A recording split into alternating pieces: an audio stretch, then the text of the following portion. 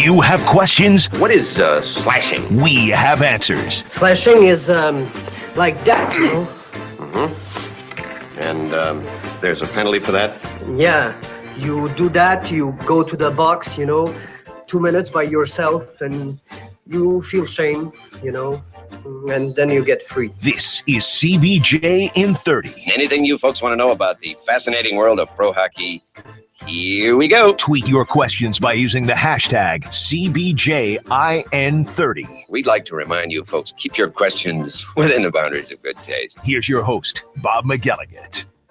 And welcome to another edition of CBJ in 30 here on this Thursday, October the 2nd. So the Blue Jackets are down to one preseason game remaining, and that's going to be on Saturday night at Nationwide Arena when they take on the Nashville Predators. And that's because the Blue Jackets played preseason game number 7 of 8 last night when they beat the Carolina Hurricanes 6-3 at Nationwide Arena. It was a great game. The majority of it was anyway. There was one point in the second period which coincided with Carolina scoring 2 quick goals to erase a 1-0 deficit and go up 2-1. That part wasn't so good. And I'm not just talking about the scores in quick succession there. I'm talking about the fact that the Blue Jackets got away from their game. In that small fraction of time, they got away from what they do so well. And it showed because all of a sudden they were on their heels. They were, unable to make a play, all that stuff. They couldn't get out of their own zone. They were stuck in their own zone, it seemed forever, for a little while there. They couldn't get a breakout going. There was very little, if anything, for them for that one small span of time. And then they got right back to their game, and then they went on and they won the game. And, they won it handily. Obviously, 6-3 is a nice score at the end of the game. But if you just look at the final score, you could have the impression the Blue Jackets dominated that entire game. And again, that didn't happen. It was another first period where they didn't have a lot of shots, but they made the most of what they got. Matt Calvert scored after a fantastic shift, and I mean a fantastic shift by he and Cam Atkinson and Alexander Wennberg, and especially Wennberg, who was great last night in making plays. But on that very first goal, he really did a lot of work. He did great work off the half wall to then get the puck right in front of the net. The initial shot is stopped, or Atkinson's trying to stick handle in front, and he just can't get it to where he wants it, and it kicks out. Matt Calvert's right there to bury it and make it a 1-0 game. And then, as I said, the Carolina Hurricanes, they eventually in the second period, they get some goals and they take a 2-1 lead in the game, and then the Blue Jackets came back, and it was again impressive the way they came back in the game. Wennberg did a fantastic job to set up Marco Dano on his first goal of the night. Wennberg drew 4 guys to him, to be honest with you. He drew a defenseman who fell down. And then support came for the defenseman. There were 3 other guys that came over to get around him. The defenseman was just in the process of getting up off the ice when he made the pass to Marco Dano. But he hit him perfectly. Dano right off the bench, one-time shot, bam, inside the far post for him. It was a great shot. It was a great goal, and it re-energized the Blue Jackets at that point. Would that one make it 3-2? Yeah, because Matt Calvert got a second one on the shot by David Savard from the right point that Calvert redirected, and it went in. So Dano's goal, and then the most impressive one, let's see, then there was the fourth goal. It was 4-2 at one point, and and Michael Chaput had the other goal. I'm going back. It was like it was 100 years ago, but it was last night. Michael Chaput's goal, let me touch on that for a minute. I've been singing the praises of this kid for the last however many days. Everybody has. He's had that kind of a camp. He's a standout. It's funny because early in camp, remember doing the show early in this training camp? And your questions to me were, who is standing out? Who's doing this? And I kept saying, it's early. It's not like last year where a Boone Jenner or a Ryan Murray jumped off the page. And that's no longer true because Michael Chaput is definitely one of those guys. I think Alexander Wennberg is one of those guys. And I think after the last 2 games, Marco Dano is becoming one of those guys. But Chaput's at the top of my list because he has done this consistently. There have been 7 preseason games. He has played in 6 of them. He has been noticeable in all 6 of those games. He has 2 goals, including the one he got last night where he was facing away from the net, basically. He had his back to the net as he reached the stick back, and he redirected a shot and put it in. So he was great again. Penalty kill, face-offs, scores a goal, speed, energy. He has fourth liner written all over him. And sometimes that is an insult, fourth liner. No, it's a fourth liner in the NHL for a guy trying to make a club that is never played on a regular basis in the National Hockey League. This is great for him. He has really, really seized the opportunity, and he continued to do it last night. So he got a goal last night. Then the Carolina Hurricanes got a goal to cut it to 5-3. And to me, the most impressive goal the Blue Jackets scored was right after that. When Artem Anisimov came down the ice, basically came to a stop, let his man go by. It was the old Top Gun move. It was the old flyby, right? He stops, guy goes by, he walks into the circle, to the face-off dot, and just rifles a shot. And shows you once again how offensively talented he is. And the thing about Artem Anisimov is he can be flashy, but he's not always flashy. He is solid. He is just this is why when you look at him and you say, well, he's going to be a third-line centerman, you're really okay with that because he has a lot of defensive responsibilities in that role. And he's got a long reach. He can lift sticks. He has size, so he can play physical with guys. He's got a great shot, and that's what he showed last night on that goal that made it 5-3. He just took it over. And it was funny because yesterday morning, he did not have a good morning skate. He looked like he was cranky in the morning skate. He slammed the stick a couple of times. Things weren't going his way. Then late in the first period last night, he ends up getting a penalty. I think he closed his hand on the puck, so he gets a penalty. So, and he just didn't look happy. It was like, oh, this is not my day. It's not going my way. But yet, when the chips were down and they needed a big play to ensure a victory, there he was. Bam. Great shot. A laser beam shot right into the net. And gave them that 2-goal cushion, the insurance goal, if you will. And then Marco Dano gets an empty netter. Not just an empty netter. A puck that he must have put it 170 feet down the ice. Off the backhand. In the air through the neutral zone. It drops, stands up on end, and rolls into the net. So that's the kind of night he was having. That's the kind of impression he was able to make last night, playing again with Anisimov and Scott Hartnell, just like he was in Nashville the other night. So he was good. He was really good. The overall thing was good. And the Carolina Hurricanes, again, you tend to temper preseason victories. They're great, and everybody will tell you. Todd Richards said it last night in his post-game press conference, basically. Winning's better than losing, for sure, no doubt. The Carolina Hurricanes are a team that they're expected to struggle a bit this year. They got a new coach in Bill Peters, and you could see some of the things that they want to do differently. They want to pressure the puck. And when they got their 2 goals, they were doing a good job of doing that. They hemmed the Blue Jackets in for a while inside of their own zone. They came with the pressure. The forwards crashed down on the defensemen, made it tough for them to make passes, tough for the Blue Jackets to break out of the zone. And that's the way they want to play. They want to play that aggressive style. I thought for the Carolina Hurricanes personally, the one guy that really made me nervous every time he was on the ice last night, or almost every time, was Nathan Gerbe. Little guy, fast, just, using that pressure system they have, utilizing his speed to make sure that he was forcing turnovers, getting pucks, getting chances, all that stuff. So you can see what they want to do, and the thought process is good. With a new coach and new personnel and things like that, I don't know if they're going to have the personnel, the on-ice personnel, to play that system as effectively as they want to, at least early on. But obviously, it's a good system. And, Bill Peters comes from Detroit as an assistant coach. They do some pretty good things there and have for a long time.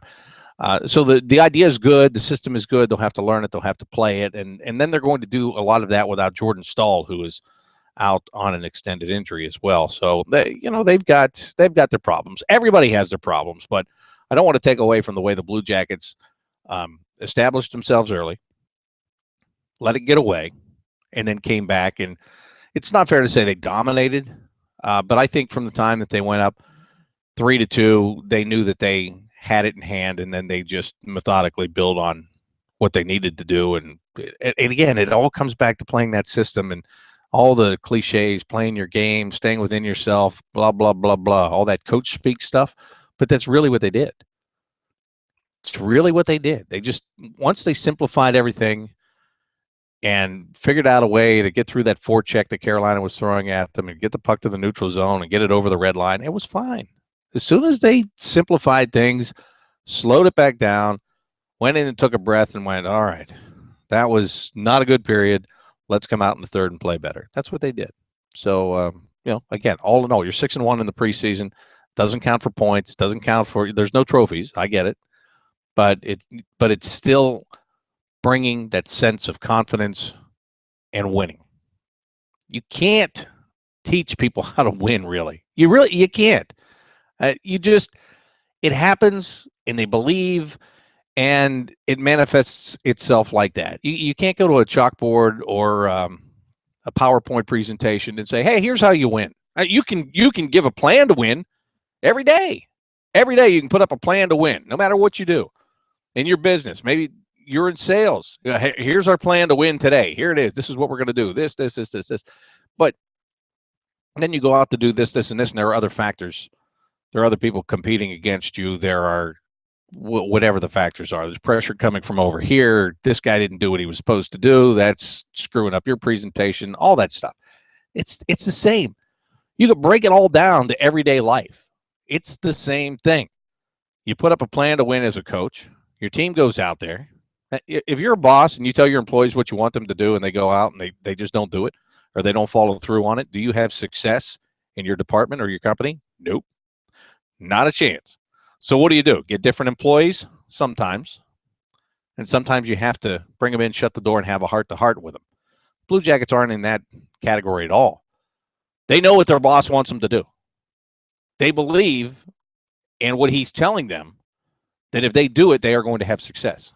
And they're going out and doing it. And when they don't do it, for those little spans that they forget what they were supposed to do, or they think they know a better way, when those little spans occur, there's usually something that happens to remind them that they're not doing things the way they should and that they need to go back to the plan. And they've done that throughout this preseason, no matter whether it's a player coming in from junior that's never played in the NHL before, whether it's a veteran player, doesn't matter. They've all done it. They've all been on the same page. That is your recipe for success. Same for you. You bringing together your employees today? Okay, give them a good plan. Frame the plan for them. Make them believe in you. Communicate to them what you need them to do. Make them believe in you, and that gives you your best chance. And that's all that's going on here. They believe in what's happening, and they're executing. Simple as that. Great win. So now we wait to see who's going to play on Saturday, what veterans are done playing for the preseason, what guys are going to get one more tune-up, what young players are going to get one more look. And let's talk about the young players. And I know you have questions for me, and I'll get to them in just a minute here. But, again, Alexander Wennberg and Marco Dano I thought were great. I asked them both in the dressing room afterwards. Here's the question I basically put to both of them, to paraphrase myself. That's weird, isn't it? But I said to each one of them, when he does something good, does that make you want to go out and do something as good, if not better? It is a friendly competition. These guys are going to be linked forever. Wennberg, Reichel, Dano. They're going to be linked forever because they were all three taken in the first round. So no matter what goes on, they're always going to be the three amigos here. Okay? So it is a friendly competition. They all came in at the same time. They're all it's like, again, it's like classmates. Hey, we all came to this school at the same time. We really didn't know anybody else, so we kind of buddied up ourselves, and here we are. Now we're the big men on campus. They're not yet, but you get what I mean. But they're more acclimated to what's going on. There are now people that were drafted after them that are coming in and are having their first experience, and these guys are having their second go-around. Second kick at the can, as they like to say in this sport for some reason. So anyway, those guys, they're always linked. It's a friendly competition. They do get along well with one another, but it's every man for himself at the end of the day. Alexander Wenberg is not in a spot to say, I'm going to hope that Marco Dano gets a roster spot and I go to Springfield. It's not saying that, and neither is Marco Dano. In fact, Marco Dano is saying to himself, I was in Springfield at the end of last year. I learned a lot. I think I can bring it to the next level. So, again, they like each other, but they're still competing at the end of the day. And it's got to be one of these, anything you can do, I can do better. I can do anything better than you, right? And that's what's going on. And that's great. That sense of competition is great. That's what's pushing these guys to the limits. That's what's pushing them to be better every day, every practice, every game, every shift. That's what's pushing them. And it's showing. Another young guy, Simon Hjalmarsson, last night. And I say young guy, he's more experienced than the other guys. He's older and he's had more pro experience in Europe. I thought, he played all right last night. He didn't make any glaring mistakes. I guess I'll say that. But in my opinion, it was, he's been more visible in other games than he was last night. And, just fact of the matter. But, again, everyone played well last night. When you play well, you win. And they won. And Sergei Bobrovsky was good again. Gives up a couple of goals, but, was it his best night? I don't know. Well, I do know. No, it wasn't his best night, but it wasn't a horrible night. It was an okay night. His team scored a lot of goals. And again, that's the way it's going to be sometimes. Sometimes a goalie's going to have an off night. And I'm not saying he had one last night. I'm just saying in general. Sometimes a goalie's going to have an off night. And as forwards and defensemen, you're going to be asked to pick up the scoring and win 5-4. And sometimes the forwards and defensemen aren't going to be able to score to save their lives, and you're going to be asked to give up 0 goals and win 1-0. Again, partnership, harmony. What am I, Phil Jackson? Anyway, let's go to your questions and see what you have for me today. All you have to do is tweet your question and use the hashtag CBJN30. So if you do that, I will take a look, and let's see here what you've got for me. I should have went. I don't know what I did. I had this queued up, and then I moved it, and so here I am. All right. A lot of questions. Mary, I'm going to start with this. Mary says, which center makes the team, Wenberg or Chaput? Your thoughts. No, not your thoughts, my thoughts. I think both. I think Chaput is a dead-on lock. That's what I think. And I think Wenberg, the way he keeps playing, no Johansson, the guy plays center. He probably would have been on the wing in this whole camp had Ryan Johansson been here. But he's gotten an opportunity to get in the middle, which is his position, and play there. And he's been fine. He's been great. I think they both make it. And again, and I think I went through this. I may have gone through this yesterday. If I did, bear with me. If you missed it yesterday, shame on you. I look at the possibilities of what you have down the middle. If you have Wenberg here, you have Dubinsky, you have Anisimov, you have Wenberg, you have Chaput. If both those guys make the team, those can be your 4 centermen. And then you say, well, what about Mark Letestu? What are you going to do with Mark Letestu? And my answer is whatever you want to, because he's versatile, because he can play center, wing. You can put him on the wing and have him come in and take a face-off if whoever he's playing with is struggling. You can do that. Or you can put him at center, and you can put Dubinsky on the wing. Or you can put him at center, and you can slide Wenberg to the wing. Or there's a lot of things. And the great thing about having a guy like Mark Letestu is you have different ways you can use him. So if you don't have, he's a great fit at center. But now you don't have a Boone Jenner. Maybe you need somebody more in your top 6 that is able to fill in, whether it's fill in or whether it's to be there all the time. You need somebody, you need a smart player who's going to do all the right things in your top 6, and I'd prefer to have him on the wing. How am I going to do that? Oh, well, Letestu doesn't need the center to the 4th line. We have Chaput. Well, why don't we just move Mark over here? You have the ability to do that. 2 reasons. Number 1, the versatility that Mark Letestu has, and number 2, the fact that Michael Chaput and Alexander Wenberg have played so hard and so well in this camp. You're at least able to think about those kind of things. You're at least able to consider it and see it as a very good possibility for sure.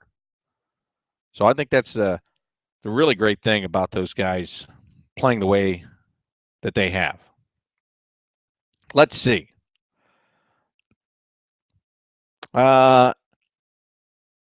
Mendel says, I say Dano, Wenberg, and Chaput make the team. Agree? Dano, to me, is again, I think he's the longer shot of the 3, but I think he's made a really good case the last 2 games. Going into this camp, I thought going into this camp that maybe he was the guy that would go back to Springfield and, continue to learn based on what he did last year at Springfield at the end of the year. And now I'm seeing that he learned a lot there. I really like this kid. I really like him. And I've liked him since the minute he was drafted. And that's not a lie. And I can tell you exactly why. I told this story a lot in the last couple of days. So if you've heard it, sorry, a lot of people haven't. But when he was drafted in New Jersey 2 years ago, I very, very much recall him being drafted. Then what they do is they take the first-round picks backstage, basically, to a podium, and then they speak to the media. Everybody gathers around, and it's an open press conference. And they have to do other things. They have to go talk to TSN. They have to talk to the NHL Network. And they do all kind of things before finally they trickle down to me, and I would do an interview with him that was coming back to the scoreboard for the draft party at Nationwide Arena. But anyway, he went to that podium, and there was an interpreter there. And I don't know if it was Todd Sherrock, our VP of Communications, or who it was, but somebody said he has an interpreter, but he would like to try to answer the questions in English. And right away, you can't help but go, wow, that's impressive, especially in my business. There's nothing that stinks more when you can't communicate with a guy that you want to do an interview with, or you want to, and it's not because of me, it's because you want to let people know who this guy is. You want to know who he is too, but you want to let people know what this guy's all about. And you can't because there's a language barrier, and you're stuck, or you have to ask somebody else, or you get little bits and pieces, and it's awkward. And then you talk louder like they're deaf, right? You ever do that when you're trying to talk to somebody that does it? How are you? They can hear you. Maybe they don't understand you. I don't know why that happens to people. It happens to me all the time. And then I think afterwards, I walk away thinking, how he can hear. What is wrong with you? Just because you ask it louder in English doesn't mean he'll answer it in English. He can't. Anyway, I know, sidebar, sorry. But anyway, he wanted to answer in English, and he did a pretty good job. And, me being just the professional that I am, the observant professional I am. I needed another word. That's what I was looking for. I just I listened to see what questions he could answer in English. And then by the time he got to me for my interview, I basically just reiterated the same question so he could communicate that. But then last year, or when was this? This was during the summer. He came in for development camp. And as I said, he was in Springfield last year, learning to play on an NHL-sized rink, playing in the American Hockey League. Not an easy thing to do. Not an easy thing at all. If you think it's easier to play in the American Hockey League than it is in the National Hockey League, it is not. And I know that sounds crazy, but you've got everybody down there is looking to make an impression. Everybody down there is looking to get here. And it's a scramble, and it's an every man for himself at times, and it's things aren't as set down there as they are in the NHL, because here there are set plans. Down there are set plans, and you start to execute it, and then all of a sudden somebody says, hey, you know what? If I go do this, I'm going to look better. And he goes and he blows up a play. And anyway, it's a hard league to play in. And he came over and he did that. in this summer at development camp, I talked to him, and his English had improved so much, and he's worked on it, and he studied it, and I have so much respect for that, because I really ask myself, if I took a job in another country and English wasn't the primary language, and again, in most countries you can get away with English because at least somebody knows how to speak it, but would I go over there and be cocky enough to say, look, I know you know some English, and I'm just going to talk English? Or would I go and try to put the effort into studying that language and communicating in that language? I would hope that that's what I would do. I know it would be a real pain. I know it would be tough to find the time to do that. But that's what Marco Dano has done. He's studied, he's worked. And first of all, I have the utmost respect for him for that. That's not even counting anything he does with a hockey stick. But then when he does get the hockey stick and he laces them up and he goes out there, he's playing hard. He's doing a lot of really good things. A lot of really good things. And I don't know if I said this on the show, but I said it yesterday to people at work. I remember interviewing Jarmo Kekalainen at the end of that draft. And I specifically remember saying to him, and again, remember the order was Alexander Wennberg, Kirby Reichel, Marco Dano. That's how they were picked. And I said to Jarmo, do you feel like you took two pretty much surefire guys and then one work in progress guy? And he said, absolutely not. Absolutely not. And he was very sure of himself with that Marco Dano pick. And when you read the stuff, and again, it's people like me writing stuff, so I don't know why I'm surprised.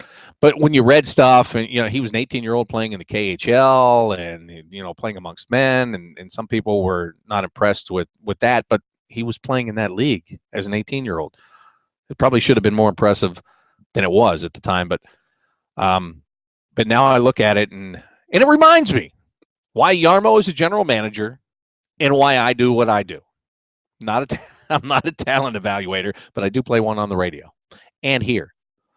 But my whole point is Marco Dano is turning into a very good player. The scouts did a good job getting a good read on this kid. And to me, last thing I'll say about him is he epitomizes what Jarmo talks about when you're looking for a player. It's not only just the talent that he has, but it's his character. His character. I think his character is great. And his game last night was great too. How was that? Long enough answer? Is that a long enough answer? It should have been. I go on tangents. You know that. If you watch this show with any regularity, you know that I go on tangents. Jamie wants to know, are the Blue Jackets better off trying to sneak Golubev to the American Hockey League, trying to trade him, or keeping him? I don't know. I kind of touched on this yesterday about the waivers thing. And again, this is why I'm not a general manager, because I don't know. But here's the other thing. I think a lot of that depends upon how you see the other guys. The health of Ryan Murray, that's going to matter. And how you feel the other guys are playing. Specifically, how you feel Dalton Prout and Tim Erickson are playing. When I say other guys, because those are the guys. Those are the only guys that matter. Health of Ryan Murray, the way that Tim Erickson and Dalton Prout are playing. And then you make that decision. And again, people assume he's going to get picked up. And I know good defensemen are hard to come by. I get it. But he's not a surefire, proven NHL guy. If somebody wants to take a flyer on him and try it, that could happen. I won't tell you that can't happen, because it very well could. But I would also say that he could sneak through the waivers and get back to Springfield. And he probably wouldn't be very happy about that, because he's been here for a long time and he's looking for a chance. But I could see either of those scenarios playing out. But don't keep him because you're afraid to lose him, in my opinion. If you really think you're going to lose him and you really don't have a place for him, see if you can get a draft pick or something for him. But again, not a GM. Don't pretend to be one. Do it? Yeah, I do. Next up. Kevin Zuckerman says, what were your thoughts on Prout from last night? Assists, but some bad turnovers. Kevin, just reading your question answers it. I think he salvaged his night by having some points last night. But I thought overall he battled. He battled. He didn't look comfortable carrying the puck last night. Not as comfortable as I've seen him in the past. So I agree with you. The points salvage the night. Without the points. That's all I'm going to say. Let's see. Joey Weiler. Over or under a 15 above 500 season? Right now, it looks like a lock, right? You're 6-1 in the preseason. When are you ever going to lose? Well, when you start playing regular season games, you're going to lose for sure. But I could see that. I really could see that. I really have great expectations for this team. And I really have little concern for who's not here for whatever reason. And, of course, that's now. I mean, you can get a month into the season and say, if you had this guy, or this guy, you'd probably be better. That definitely could happen. But I think in watching what I'm seeing, another thing that could happen is you could look at it in a month and go, man, this organization's got a lot of talent. And when guys come back, where are they going to fit in? And they will fit in. The guys that are out, when they come back, they'll fit in. They'll fit somewhere for sure. But what you hope is that when that time comes, whoever's losing a job is losing it begrudgingly, and that you're not saying, oh, thank goodness that he's healthy so we can get this guy moved because he's not ready. That's what you hope for. And I really, again, I know it's preseason. I'm trying to temper it. I'm the first guy to always say, don't get overexcited. But these guys, there's just something. And maybe it's been, what is this for me? Season number 6. And there were some that, the guys could talk about confidence and expectations, but it was hollow talk because it wasn't going to go anywhere. But this is going somewhere. I think this is going somewhere. So I could see that being a real possibility. Oh, let's see.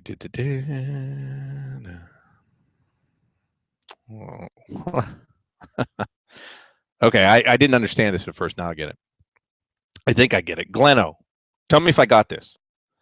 With shades of the 12th man, I asked this question. What's it going to take for the Blue Jackets to retire the number 5 jersey? So that would be for the 5th line, if I'm not mistaken. Right, Glenn? A lot. Still early. It's great, but still early. That's what I would say. It'll take a lot. Not saying it would never happen. I'm just saying it's early. Let's see. Everybody wants to know about Chaput and Wenberg, and I've already answered that. I love the great planted questions that come in. Those are great. If you're taking your time to write a question that will never get on the air, I really wish you had something else to do. Good luck to you. Let's see. Nathan Lambert wants to know, will the Blue Jackets reach a deal with Ryan Johansson before the season starts? I don't know. Nathan. I don't know. Perhaps. And I don't know what his mindset is. I don't know if he's sitting out there looking at what's going on here and seeing the record and feeling like it's time. I don't know. I haven't talked to him, and I'll be glad to talk to him the minute he's back in the dressing room. But I don't know if they get it done before the season starts. I really don't. And again, the great thing is it end of the world for you right now, Nathan? If he's not here Thursday, is it the end of the world after watching what the kids have done? You'd rather have him. You would rather have him. 100% of the time, take him instead of playing without him. I get that. But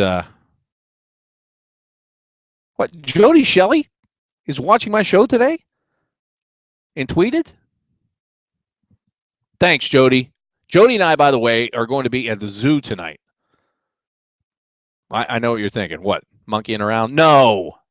We're going to be at the zoo tonight. There's a season ticket holder event at the zoo tonight. If you're a season ticket holder and you're debating, if you've been invited and you're debating whether or not you should go, you should go.